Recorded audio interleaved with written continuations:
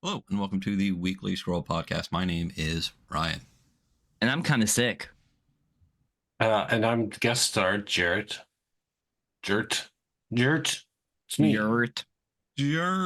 Yes, this is Jarrett, creator of Space Penguin Inc. for Not Cat Chats number, I don't remember. Probably nine. Nine, I think. Yeah. How's everybody doing today? I got the sleepies. Hunter's obviously sick. Jarrett, I got sent home from work for being too sick. Oh no. Oh, that's cool. I had the sick for a short time, but managed to avoid the majority of it. So I just had to. Mine didn't involve itself into the pestering cough that everyone seems to get, and that seems to linger around and be on everybody's list. On everybody's. Yep. So. Yep. I luckily, knock on wood, I mean, I guess it's far enough out. I didn't get any PaxU, con flu, or, I mean, I wore a mask 99% of the time I was in Philadelphia, but luckily I have not gotten sick so far this year. So speaking of which, we all went to PAX. We were at PAX. Yay. Yeah, we all held hands at one point. It was really magical. Yep. Yes. Yep. Everyone's first con, right, Jarrett? Not my first con. It was my first con of my first show of December 2024. My only show of December 2024. So hey, here we go. Was it both of your guys' first show? Yeah.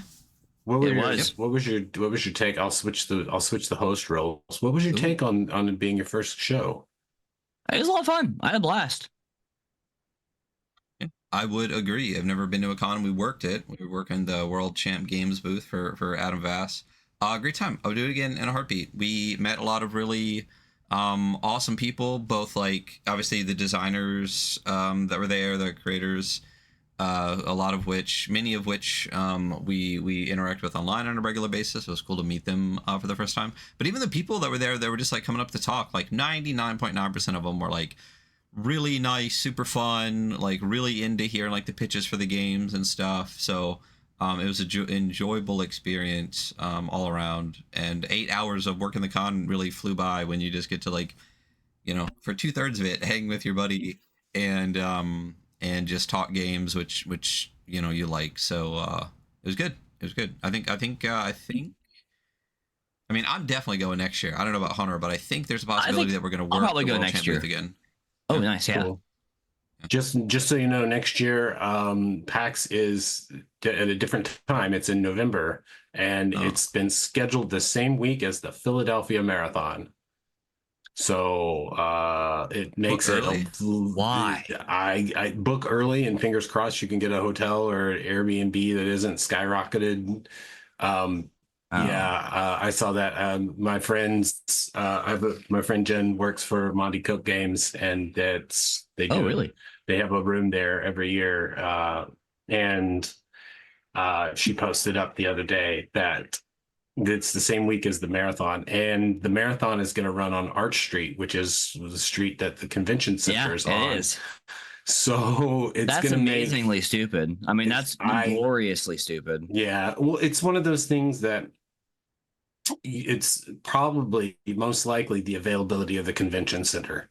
There's, again, I don't know, because I don't know anyone who works for PAX or at PAX, but my guess would be that it's one of that the time that they would want the convention is already booked up for something else that maybe got in there earlier, or maybe paid up better or faster. I really don't know. I don't know how much money talks and what walks on as far as the convention circuit goes. So I just know that a lot of times, like with smaller shows, like our local show down here in Orlando, it kind of gets moved around depending on what the hotel/convention center has availability for at that time of year. So it's just kind of one of those things.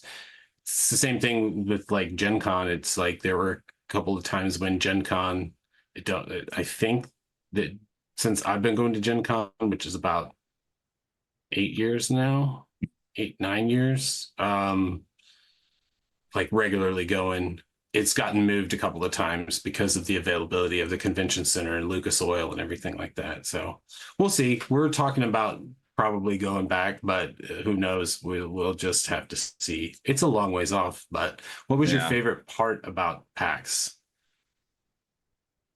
I mean, I think meeting all the designers or a lot of the designers that I talk to regularly and that we've built kind of like a friendship with online. It was really that part was really cool. Yeah. No, for me, it was like meeting you guys and seeing people and putting faces to names and, like in real life, and then forgetting that I'm taller than most everybody else. Yeah. So, and then people being like, but you're so tall. And I was like, I have bad back problems. And so I slouch in my chair all the time. So people think I'm a lot shorter than I am. And then when you stand up and you're like 6'3", 6'4", you're just like, oh, he really is that tall in real life. And it's like, yep, sometimes. Yeah, a lot of we're not the tallest guys ever, but like I don't understand how 90% of everyone in the TTRPG space is like 6'4". All you tall motherfuckers out there. Everyone I met, I'm like, what? So, but no, yeah, 100%. I think meeting the designers was great. I definitely had like a list of people that I wanted to go at least say hi to. And it was cool. Like, it was fun being like, you don't know me, but I talk about your shit a bunch. Yeah. But I think there's only like one or two people that I didn't get a chance to meet. And I think I saw one in passing and didn't realize it. But next time I'll try to get those last like one or two people. But it was awesome. I mean, the 𝗡𝗢𝗧 guys were there, and that was cool got to see Johan and those guys like a ton. Obviously, like seeing you was the most important thing for I think both of us that time. Yeah, that was really cool. Got to meet in person. We're real life friends now. Right. Yeah, right. I got to see Hunter for the first time in 7 years. Even when he arrived a day late. Hey, listen. But, yeah. Are we going to therapize that situation right now? Yeah. Oh no. Well, listen, no one on our show knew that. So yeah, I did miss day one because I missed my flight because I'm a dumb idiot. So stuff happens. Day one was fine though. Adam had some other friends that like drove everything in, so they were very nice, super helpful with like having the setup. And like I said, like running the con was pretty easy. Like the first day, the only issue, like I had some other friends there, like Janelle, anyone that's on the channel who knows the AP side of our channel, Janelle, for a very long time was running with like our Merc board games and all of our stuff that Jason was running on the Adventure Archive side. Got to see her for the first time in a very long time. So she brought me food, people were giving me bathroom breaks, and other than that, like just talking about the games was so easy. So it was fine. I mean, other people were running it by itself, so it wasn't an issue. It was nice to finally, like I said, 7 years. I've been doing the podcast with this guy for like almost pushing 3 now, and it's been 7 years since we've seen each other. So that was really cool. Yeah, it was cool. Now, did you guys pick up, just because I'm interested in, did you pick up playing RPGs about 3 years ago, or had you always played before then? Yeah, I played before then. I played 3.5, and then I played 5e when it came out. And then I actually switched over, speaking of Monty Cook, as you were earlier, I switched over to the Cypher system. Oh, cool. Yeah, and I played that for actually like a fairly substantial amount of time. And then in doing the podcast, obviously now I'm like, my tastes have really evolved. And sure. Yeah. I started with the 5e starter set in 2014, so it's like, I guess it's been about 10 years now. It sounds crazy the 5e's been out that long, but I switched over to more indie stuff like 2019, 2020, like right when the OSR actually really died, because it's dead. I don't need to have that discussion. COVID times, when the COVID times right hit, before and you had COVID more time to. Like I just missed Google Plus era. Like I literally like found like the indie scene. It was like, oh, where do people talk? And they're like, oh, we used to talk in Google Plus, but it shut down a month ago. And I was like, oh, cool, that's great. And then then COVID hit, and really got to spend that time going over all like a ton of indie games and spread my wings with that. So that was fun. Yeah, I have 5e to thank for partial resurgence, because I had played off and on since I was a kid, since I was like 7 years old. And played a bit in junior high and high school. And then when it was 2013 or 12 or 13 when it was in the beta rules, and I picked that up, and that was at the same time as the beta rules for DCC were out there, or the first.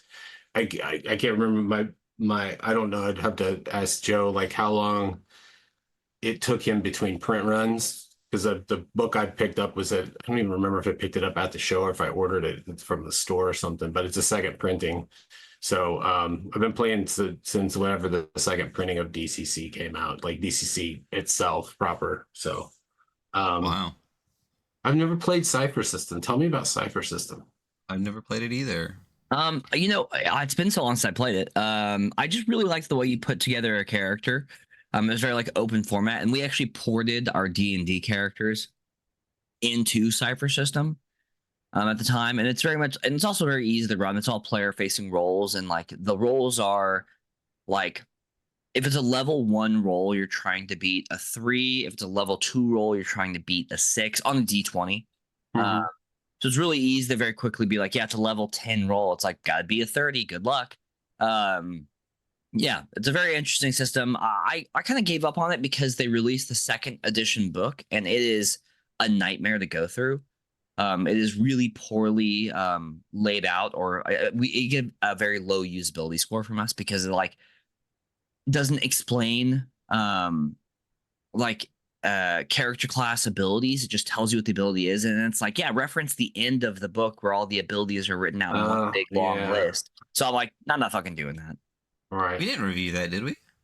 No, I said it would get a low usability score from I was us. like, I don't remember that one. Yeah. I have it. I read it. Actually, my players, when I was still running a campaign a while ago, they got it for me for DM Day, which is very nice of them. But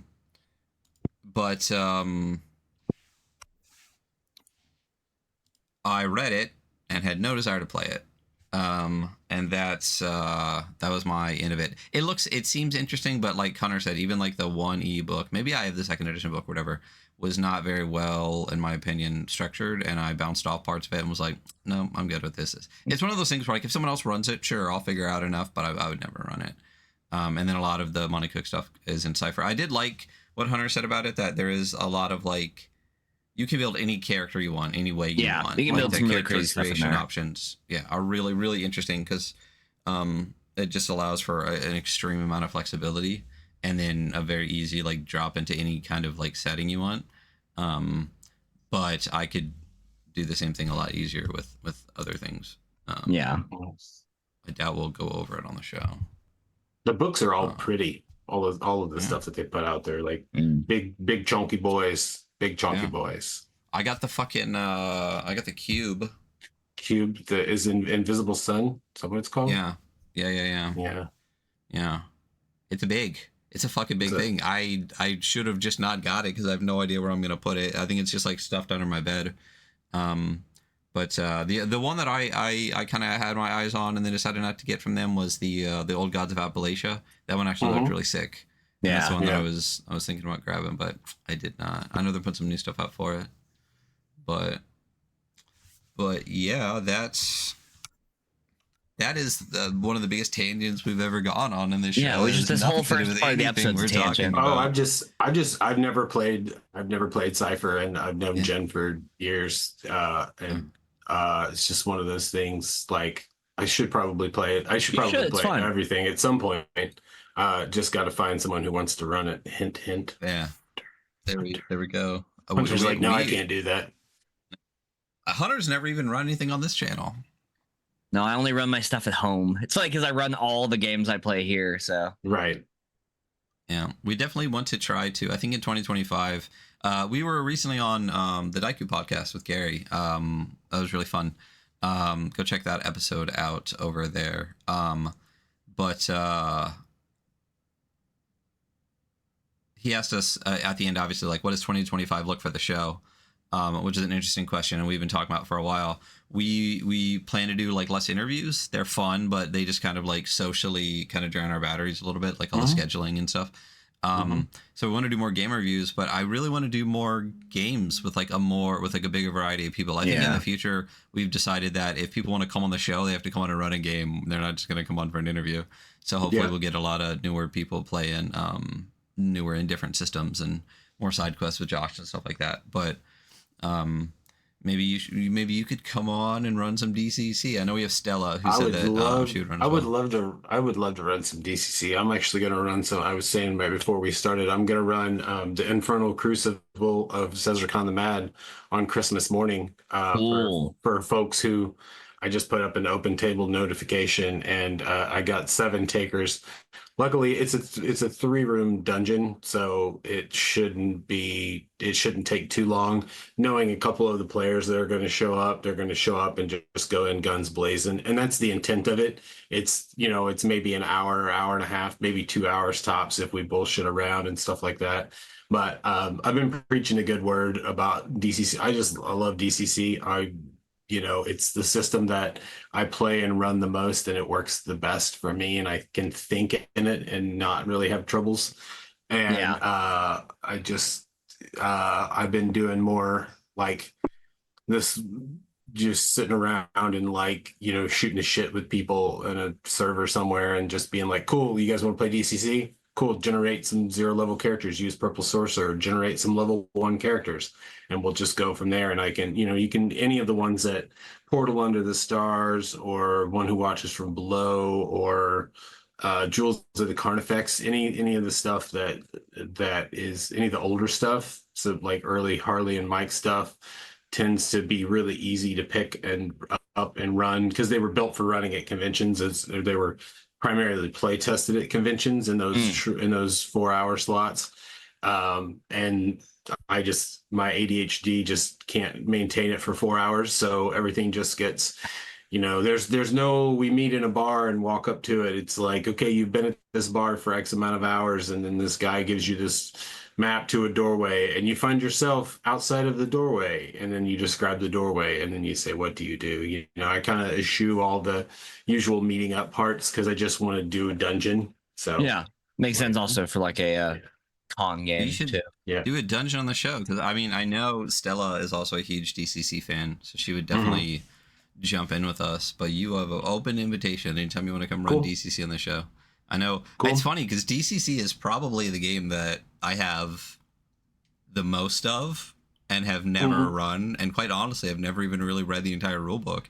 But I have like an entire shelf of this is all DCC with stuff stacked up, and like a whole nother pile of DCC stuff, just because, especially people like Sean Richard makes like so much DCC stuff, and I love all the orbital intelligence stuff, so I just snatch all of it. But I have I obviously got the dying Earth stuff, and then I have like 3 versions of the rule books, and then so much other stuff. But we should actually like read it and run it sometime. Yeah, you don't have to read all of it because a big chunk of it is the spell results. You can, like, Stella has actually read it all front to back, like straight through. That's why she has the memory for it. When people ask questions on DCC server, Stella's just like, it's on this page. Just like, man, just beat me to it. Made me look bad. Yeah. I almost wish they would put out a version that just didn't have all of that, and you could just have like a lighter book to carry around with you, or maybe we'll just print one in wire bound or something for the table. But sure. But no, that's what I've heard. I mean, the book is this big, but I've heard that so much of it is just the spells that it's not, it's not crazy. Yeah. I mean, I'm sure at some point we'll go over it on the show. I don't know. I mean, I guess it's Indian. We did 𝗏𝗏𝗏𝗂, so I guess it's indie enough that we'll do it here on the show. But we'll see. We got some stuff lined up for the beginning of the year. But we should definitely do that. I know we've talked to a bunch of people about running a bunch of stuff. We should, at some point, actually have someone run Blades in the Dark for us. We've talked about that a bunch. Yeah. But yeah, and we have someone that's been on the show that offered, and we should take them up at some point. It's funny because someone recently commented on the episode basically saying, did you guys ever actually get to run this? And I was like, no, we maybe one day. But that's for all the people that listen to our Blades episode and understand our hesitation. But yeah. So, new releases. Yeah, we had new releases this month. We actually we went ahead and released them in November for part of our BCFM or BFCM Black Friday, Cyber Monday sales week. So we have the Mall Remastered and Seasons Beatings too. You want to talk about the Mall Remastered first? It's a new classic for liminal horror, written by Goblin Archives way back in 2022, 21, 22, I think was when, let's see, illustrations, 2022. So that would be when it first came out. It's 2022. So it's just a couple of years old. But this new version has these new fancy ISO maps of I love that style map. The basement, and it's got some added stuff. It was, and then I did a proofreading pass on it to make sure that matched up with what we'd done before and what we did with Liminal Horror Investigators. So that's cool, and it's got yeah, just overall, I really enjoy, and yes, I am the publisher of Liminal Horror, but like I really just enjoy the cleanliness of the page design and layout and how it's just really easy to read. Like Goblin Archives did a great job, and Josh, when they worked together on the new stuff and the fancy version and other things like that, they really work really well together and do like and they picked complementary fonts and stuff like that that really actually make the book done. Like we published Parthenogenesis recently, and it's just really clean and really user friendly and really easy to read. This comes from a person who reads a lot for work. Like that's a lot of what I do is read and read and read and read and read. And if things are easier for me to grab and read and actually understand, then I'm right there on it. So, did you guys run them all on the show at some point? We did not. Okay. But you've talked about liminal horror before. Yeah, we've run a couple of different liminal horror games. Yeah. But no, not that one. Yeah, we reviewed it. I don't think we did, because we didn't do the Bureau either, did we? No, I think we've done most of the newer stuff. Like we did stuff that's more my gosh, why am I breaking on the one? It's got like a green cover with like the orange bar. The Bloom. Yeah, we did the Bloom. That's what I thought. I was like, yeah, it was. So we've done some Bloom. We did like the Triangle Agency crossover, Nice. stuff like that. So yeah, excited. I'm so excited for 2E. I cannot wait to see what comes from the deluxe edition. We're having a meeting tomorrow to get that crowdfund page, that teaser page up, and start getting people so people can start doing pre-follows on it and stuff like that, and then planning our marketing attack. We're still shooting for launching it in March of 2025. So that's right around the corner. Yeah. God, 2025 sounds like such a telling future me date. It's right around the corner. I'm trying to live it up. The cover slaps too. Obviously, I mean, it really does. the combination of Josh and Goblin Archives and Zach 𝗏𝗏, the artist for it, is just such a perfect, like, that is liminal horror, and that's really awesome. I love when a game finds an artist and just like really sticks with it, and it becomes, like Andrew Walter obviously does other stuff, but I mean obviously whenever I see their stuff, like you have to think of Troika a little bit, and some other people like Mustafa Bakir with a couple of games, but it's definitely, they found the exact person to do the exact vibe for what they do, and it's always awesome to see. Yeah, I agree. It gives the thing its own identity that that you can definitely, when you see, like we owe so much to our visual artists friends. So thank an artist today. Thank an artist today. If you're listening to this podcast, thank an artist today. Yeah. So that is the Mall Remastered. And speaking of the Bureau, there are plans to remaster the Bureau at some point too, and get it in line with the plan is for investigators to stay evergreen, and investigators to be like the version of the rules that you play. Like you give the investigators book to your players at the table, and then you as the facilitator have the deluxe edition. Of course, it would be really cool if everyone grabbed copies of the deluxe edition when they're up and available and all that. But we're trying to make it like lower cost entry. Like you can grab 3 or 4 copies of Investigators and pass them around the table. That's what we would do with Hungry Hollow. You can get Hungry Hollow and the Bloom, and then you can get like 4 copies of Investigators, so you can just pass those around to your players and stuff like that. That's cool. So, and a lot of stuff in Deluxe Edition is going to be similar to what we did with the Mothership boxed set, where it was, it's your DMG, or whatever you want, and it's also your monster manual at the same time, but it's more of discussions about the game and advice for like running the game, because you can run the whole game off of Investigators. Like you can run Mothership off the PSG. You don't necessarily need anything else. Like people ran Mothership for 4 years off the PSG, and there were questions and, how do you do this? What would you do that? And what would you do here? There's always that, there's always people who want the official version, because there's, an official version from 𝗦𝗲 for their main product line and stuff like that. But we tend to not run and build our games that way, like that's, again, to throw it back to DCC again, rulings, when someone asks, how do I do X, how do I adjudicate X? And the answer is just like, I don't know. How do you do X? What works for you in your table? What did you do on the spur of the moment? Did you write down and make a little note and then talk to your players at the end of the session or before the next session and be like, did that work? Did that feel good? Did that sound like it actually helped us keep playing? Cool. Let's just make that a house rule. Let's make it concrete. I mean, I also house rule board games. So there's that. Well, yeah, I mean, that's a very, I don't want to say it's a 5e mindset. I feel like it's a mindset that draws a lot of people to 5e. The people that want, like, they just want the answer to the question.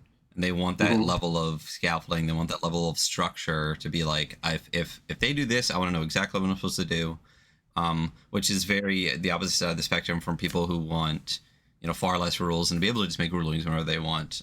Right. I don't think it's not my style. I don't like that, but it totally makes sense why a lot of people do, and it makes sense why a lot of people are drawn to a game like 5e and kind of stay there because they like and enjoy that level of scaffolding. Same thing with like PBTA and story games. Like I know people want the pick list and want things like that. I personally like games that are more like frameworks. I think more like all of us here on the show, like where you can just like make the ruling, do whatever, like have a good understanding of like what's not going to break it, so you can like bend it a ton. But there are a ton of people out there that really do want that level of structure, that want that level of scaffolding, that want to just like know the answer, so they can keep going, and they like the comfort that level of structure provides. And that's totally fine. It's not what I enjoy, but I definitely had I'm in 5e. I hate 5e. 5e, 𝗦𝗲 sucks, but like I understand why people like the game kind of curve. I'm much later in that path now where I'm like, you could play a better game, but I understand why you play the one you do now. So it's interesting when you run across that. I do think that I wish indie games.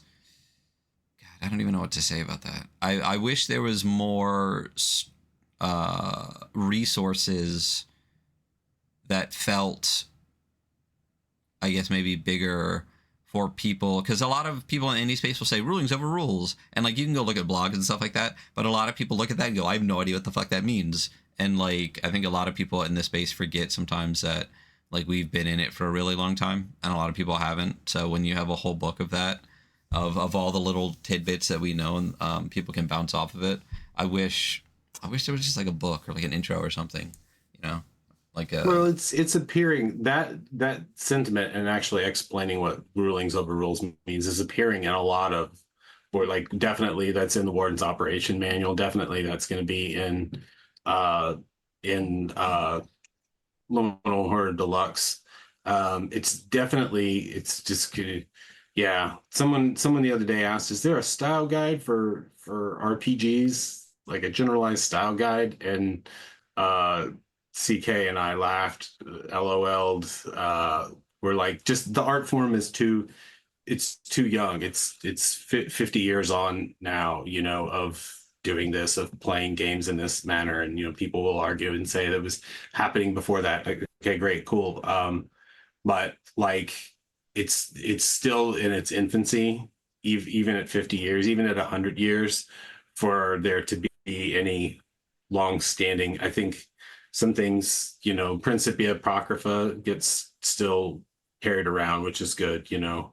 So, and there are a few other things that still kind of do there, but I still think we're a ways off from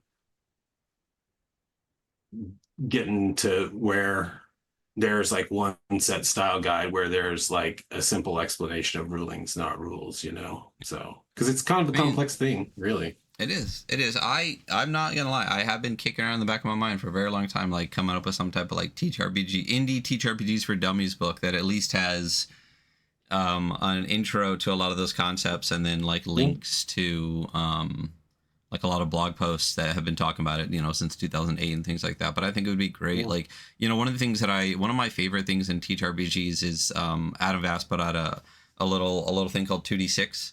And it's literally just like a spread of like it's a great little 2d6. guide. Let's talk about the dice, and like here's a way that you could use 2d6, and here's a way you could use 2d6, and here's a way you could use 2d6, and this is what the math looks like, and this is what the math looks like, and like you can add it together, you can subtract from the end, and it's a really awesome like breakdown of just using 2d6 for like a resolution mechanic. And I would love to see that for like all the dice now, because we have things like triangle agency that use d4s, you know, you have caltrip core, like all of the dice there could be like a breakdown, like why it could be a core mechanic and all the rest of the stuff. It would be really cool to have a book that had that, and then just kind of touched on all the discourses. So it's like if you're just getting into the space, like you can understand, you know, where system matters discourse actually started, because a number of times I see people talking about system matters discourse, not going to get into it, but B, that have no idea what they're talking about and don't understand where it originally came from, so they're like third hand talking about it with like no context whatsoever and not making any sense whatsoever. They're just parroting things they read online.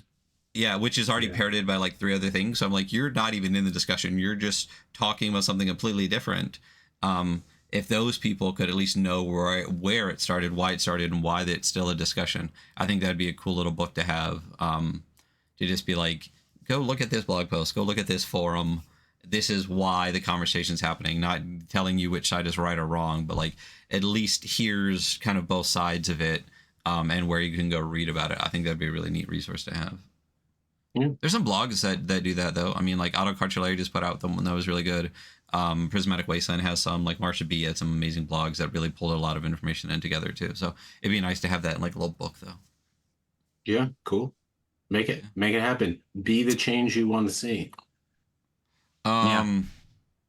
Let's talk about Seasons Beatings 2. Look at that. We unsegued from our segue. So Seasons Beatings 2 is the second in the holiday collections for Forbidden Psalm. It's the 12th in our monthly series of Forbidden Psalms, and pretty slim little volume here, worth every penny. There's all the reindeer are in here. There's a Krampus run in here.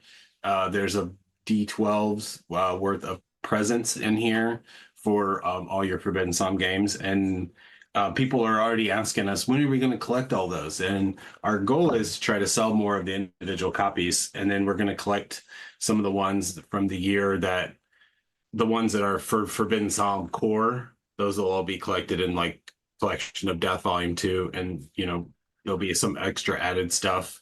And then of course we'll always get every time we print something new, we'll give it another editing pass and you know tighten it up a little bit more. And then the ones that were for like Night in the Museum, which is for Dread Knights, so that won't be in Collection of Death 2. That'll be in 3 or 4 years once we have 3 or 4 monthly smaller Dread Knights expansions. Then those will be collected into the Dread Knights expansion, and we'll re-release it at that time. You know, same with The Last War. So it's just a really cool way just to make sure it's kind of doing what they do with comic books. You know, like collecting them into trade paperbacks. So that's kind of new, to breathe new life into it, and then also add some extra stuff into it. And also just Will is just a machine. Like he's already turning out. There's gonna be like, he posted up yesterday or today the childhood holiday like snowball fight one. I think it's a snowball fight. I didn't have a chance to read it yet. And then he's also putting out a year-end recap with a bunch of really cool art and photos from the FP community that people have done. and that'll just be like a free PDF. Just be like, he just wanted to take some time and collect all this stuff that he thought was neat and cool, and then there will probably be some gameable stuff in there, and it'll just be a digital freebie at the end of the year because that guy just won't stop making shit. So, Bro, so there won't be prolific. Yeah. It's ridiculous. If I had a fraction of his ability to get things done, maybe I would ever actually put something out. But I feel like I'm the antithesis of Will in that I can't work and he does nothing but work. Yeah, I know, Hunter, you actually have people to play Forbidden Psalms with, and I've been itching so fucking hard to play more skirmish games lately. Been getting like into Kill Team a lot more. Like obviously been like reading over like Forbidden Psalm over and over again. Trench Crusade just dropped out. And now I got a million minis for all of that because I got the Trench Crusade minis. I got some extra of like the little heretic soldiers because they look like Krieg from Warhammer, so I can do that. And then so I bought a bunch extra, and then of course then they dropped a Krieg Kill Team, but then I can use all of those minis in Last War, which is what I'm super excited to use them for. So I could use them in Forbidden Psalm. But man, I wish someone around played more war games, Is there any thought about doing any digital thing for Forbidden Psalm in the future at some point? Maybe like a tabletop simulator kind of thing? We've talked about it back and forth, and I have ideas in that realm. It's just a matter of not really sure how that would work. I mean, you could pretty much do it like if you did a top-down view on Owlbear Rodeo and just had your map and then just your little tokens and moved them around. Like that would actually work it that way. I think for me, part of the fun of what makes skirmish is the in the flesh aspect of it. So, and the cool thing is, Ryan, you can play this game solo. You can play all these games solo. I know. I mean, you can. I mean, you can technically do anything solo. Yeah. But it would be nice. Yeah. Yes, sure. But like I said, I've been getting into skirmish games like super hard. I've got like a bunch of them lately, and I really just want to sit down and do that. It would help if I ever left my house or ever did anything. It would help if everyone at work stopped having kids, so they would stop going out on leave. But yeah, we got to play Rumpus on Tabletop Simulator, and that was really fun. But yeah, like you said, I mean, getting the minis, kit bashing them, painting them, doing all that kind of stuff, and then putting out your little skirmish squad is definitely half the fun. So we'll see how that goes, I guess. I'm in the same boat as you right now. We don't have space to play because we've got some fulfillment projects that are getting ready to go out, and then Karen is going to land in January at some point and start fulfillment on that one. So there's pretty much no room for setup. Like we've got small tables that we can pop up and do, but I've kind of shelved skirmish for just a hot minute, and we're just playing mostly board games right now. So it's the end of the year and trying to catch a recharge here, as people slow down a little bit. So we'll see what happens. So I know we've kind of touched on it all a little bit here throughout the show, but to kind of bring it all in together, what does 2025 look like for Space Penguin Inc? I know the beginning, like the first quarter or two, you guys were pretty slammed, but what does the whole year look like?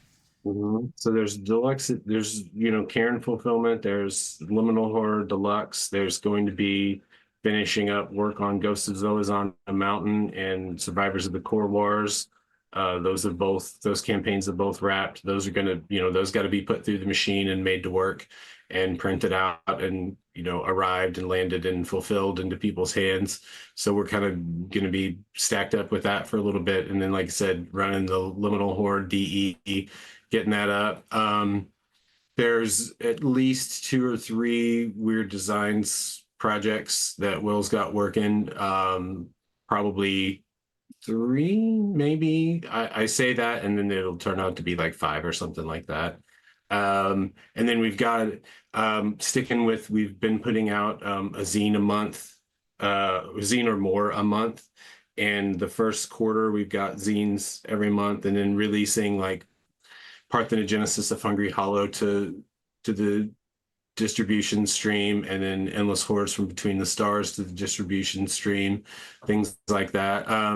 We're kind of we're just really not sure if it's gonna go to bigger projects or if it's going to keep on the steady stream of smaller stuff. It really remains to be seen with the new government that's coming in, next month, and how that's going to affect, how tariffs are going to affect the paper supply. That's primarily the big thing of like, where games companies are going to be printing at, how many quantities they're going to be printing at, not trying to not run afoul of the new GPSR regulations in the EU, because it's troublesome and difficult to get your products to the EU. And then now there's just even another hurdle that you have to jump through and stuff like that. For those playing at home, it's a general product safety regulation is what it stands for. And it replaces the existing one. And now there's more paper trail and more paperwork, which is all great and fine and good. I get how bureaucracy and government work. Like, I totally understand it. It's just yet one more thing on the plate of small business to have to work with, exciting and joyous. But yeah, I really can't speak to much beyond, like the first quarter, the first half of the year, because I know what's coming out. So we'll just kind of see what's going on. I figure by quarter two, there'll be a larger Weird Designs project going on. I think possibly Run from the Dark. So, which is a role-playing game that Will's working on. Cool. Of course he is. Yeah, of course. Of course he is. Yep. That guy's probably got plans out to 2020, and they'll probably put out twice as much as he plans to. I'm sorry, 2030. Yeah. But this is true. We'll see. I mean, and everything, and that's the thing too. Is it's not just like put stuff. It reminds me a little bit is like Alan Barr. Like, he's another one that literally like cannot not make games, and is literally constantly putting stuff out like all the time. And I think, Will is like even beyond that kind of output. And the great thing is that everything he puts out is fucking awesome. Like, it's not just stuff to make stuff. So it's everything. Every single one of these that comes out, the monthlies and everything else on top of the games that they're working on in the background are just fucking insane. So, on top of Will being like one of the nicest fucking people ever. So, it's, I don't know. They're a person. They're a very good person. You should be looking forward to Horse War, because Horse War is coming out. Horse War, Psalm 28. I've already backed the. Yeah. I've already clicked the follow on. I'm very the vibes on that look immaculate. So very, very excited for that one for sure. Yeah. What? It's an excuse to get a box of horses from War Games Atlantic. Yeah, you got to. You need everyone needs a set of horses. Yeah, but didn't we talked about that when Will was on? I remember talking about the Will. Wasn't there did I miss it? Wasn't there like a box set or something for Last War coming out? Yeah, or something? for War Games Atlantic. Yeah. Yeah, from War Games Atlantic. No, it's out. Okay. You can buy it from WGA. So it's got a bunch of sprues of their Weird War minis, and then a sprue that was built for it with like maggots and stuff like that, and trench. I'm still waiting on my copy to arrive. Like, I actually gave Will some grief today and told him to send me my copy. And it comes with tokens, and it comes with a copy of The Last War in it. So it's the same copy of The Last War as the new printing of Last War. It's just got our new version has a slightly different cover. I think maybe we did the same cover for it. It's not, and that's not meant to be like from a collectability standard to make people be like blah blah blah. It's literally the same stuff inside. It's just War Games Atlantic wanted to pair up their minis with our zine, our book or whatever. So did it, and it's a chance to reissue Last War and have some cool minis for it. So I'm excited to get my hands on those minis, because I want to do some cool kit bashing. I've never bought a set of minis that was meant for kit bashing. Like, most of the minis that I get they're meant to be like, you buy and you build them for this particular army or this particular game or whatever. Whereas the ethos with this one it's meant to be put it together and do kind of whatever you want to do. So, which is kind of cool. I guess you could do Yeah. that with any box set of minis. I understand that, but it's also just kind of fun to be like the intent behind it is to do that and make weird dudes with tentacles coming out of their heads and their helmets and stuff like that. You know, gas mask heads and stuff. I just threw Yeah, the War I Games have Atlantic that. page up. Oh, sorry. Oh, no, you're good. I was like, I have that I haven't gotten the War Game Atlantic set, but I do have it in the cart. Oh, I always look at it. I'm like, should I get it today? You should. You should. You should. Yeah. You should. Yeah, it looks dope. Like I said, I just popped it up on stream. The cover, the new cover for the Last War is insane. The yellow, the green one, green and yellow. Oh, yeah. Is it chartreuse is what I would call it. Is that the color we could call it? I'll give you that. Chartreuse. And then you got the tokens that actually punch out. Mm-hmm. Yeah. But yeah, very, very excited. The minis look fantastic, and all the stuff that comes with this brews, because there's more than just like the guys, like you said, there's weird stuff. So very very stoked for that. I will be buying that as soon as the stream ends. I don't know why I thought I was waiting for that for some reason. But I'm gonna have so many between freaking Trench Crusade, between Krieg, and between Last War. I'm gonna have so many World War I little dudes. So I better actually play the game sometime. So that's 2025. What does the rest of your year look like? I know you said you're running something on Christmas, but is this it for you? Are you winding down? Is it possible to wind down when you're a publisher? No, I'm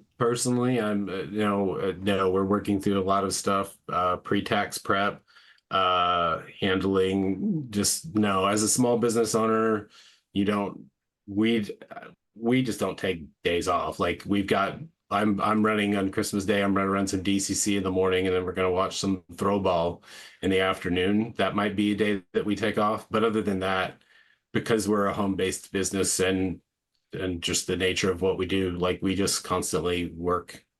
So like, I don't know how to sit still, really. I don't.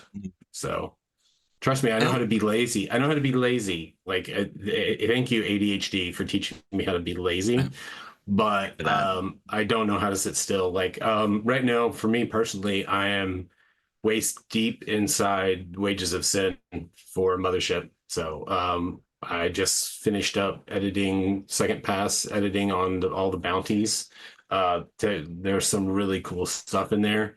Some of them are just almost like mini campaigns themselves, and like I'm just always super stoked to work with Luke on shit like that. And Sean and everybody else like loves that game. And then January there's like some editing stuff coming up, and then February and March there's some editing stuff. So constantly busy, constantly making cool, neat stuff. So it's never dull. If I ever say I'm bored, I'm not really bored. I'm just burning out. There we go. Fair. Oh, the other most important person we met at PAX, to wrap this up a bit, is Debbie. Yep. One of the like I knew she was awesome, and meeting her in person, she's like 10 times more awesome than I expected. It totally makes sense. Like, you guys make sense, and she was really fantastic to talk to. And at some point I need to grab all the stuff that she made and sent to me. All the little doodads and stuff. Yeah, they're amazing. I need to figure out a way to mount them or put them up somewhere, and I can throw them up. But Debbie, the other part of Space Penguin, to make sure everyone gets all of their stuff, was just a wonderful human being. Very nice to meet her. So it was great to meet both of you guys at PAX. Hopefully you guys make it back next year. If any of us get a chance to fucking go with like the marathon or whatever going on, honestly, I think Adam already threw in his renewal. I might just go try to book that same Airbnb again now and just be like, fuck it, I'll find the dates and do it, because I'm not trying to be so far out. But yeah, so I think that's it. Is that not Cat Chats number 9? That's number 9. That's our PAX recap and our new releases and our planning and seeing what happens in 2025. Did we start Not Cat Chats in 2024? I think so. We got 9 episodes of Not Cat Chats done in a year. I think that's great. That means we hit... being the ADHD gang, it's pretty good. Yeah.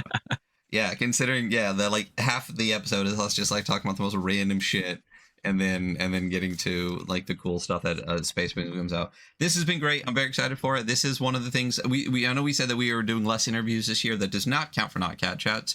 Jarrett, as long as Jarrett wants to be here, will be here every month unless something comes up for all of 2025, and you can continue to watch us to talk about any new Space Penguin Inc. releases and any other bullshit that we happen to be talking about or thinking about that week. And maybe we'll see some more cons. Maybe we'll do some other stuff. But Jarrett, it has been a wonderful year with you here on the show. It was awesome to meet you at PAX. Yeah, it was. Yeah. Oh yeah, sames all around. Yep. And like I said, maybe we'll get Jarrett to come on and actually run some DCC for us. That would be cool. I mean, permanent invitation. I think 2025 we'll set up a specific date and we'll get more people to jump in and do it. But that's gonna be us. Yeah. That is not Cat Chats number 9. I know Hunter's sick and he's trying to get some rest. I drugged myself through this. Yeah. Good to see you guys. We will see you. Happy holidays to everybody out there for those that celebrate. Holidays. And we will see you all next time. Bye. Bye. Bye.